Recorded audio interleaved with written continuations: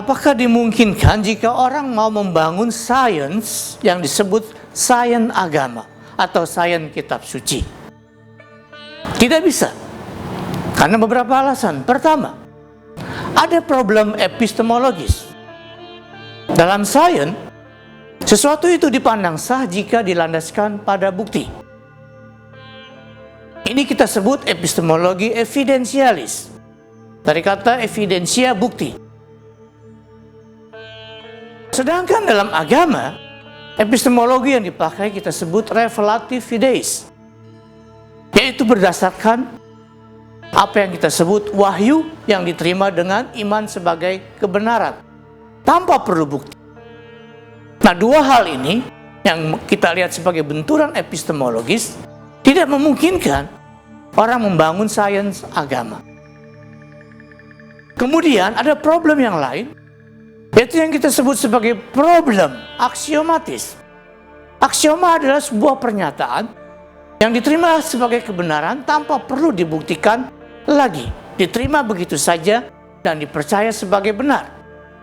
Nah, baik sains maupun agama memiliki aksioma masing-masing. Kita ambil contoh aksioma di dalam rangka sains geometri Euclidean. Nah, di dalam geometri bidang datar, misalnya berlaku aksioma, garis adalah jarak terpendek dua buah titik pada bidang datar. Nah, aksioma ini benar. Orang bisa menggambarkannya pada papan tulis ataupun pada monitor dari sebuah komputer. Terlihat betul secara objektif, garis lurus adalah jarak terpendek dua buah titik pada bidang datar. Dimanapun, kapanpun, secara universal ini berlaku. Nah, sebaliknya dalam agama, aksioma yang berlaku misalnya Allah itu ada. Atau Allah itu A, B, dan C, dan C, dan D, dan Z, dan seterusnya. Sebagai watak Allah. Atau bahwa surga dan neraka itu ada. Nah, aksioma di dalam agama ini tidak bisa dibuktikan sama sekali. Hanya diterima benar dalam iman. Tidak bisa digambarkan, tidak bisa dilukiskan, dan tidak berlaku universal. Setiap agama punya teologi masing-masing yang berbeda.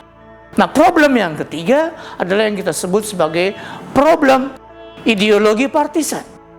Dalam agama, tidak berlaku apa yang kita sebut netralitas. Setiap agama punya ideologi yang memihak kepada kelompok yang menganut agama itu. Dan setiap agama bertujuan pada akhirnya untuk menjadikan ideologinya sebagai ideologi masyarakat yang di dalamnya umat beragama berkuasa. Nah, ini kita sebut ideologi partisan.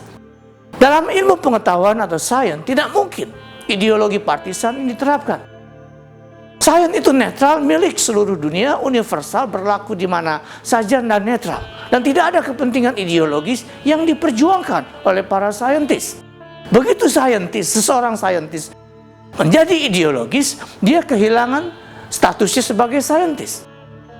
Juga tidak mungkin sains itu memihak kelompok ideologis. Sains netral.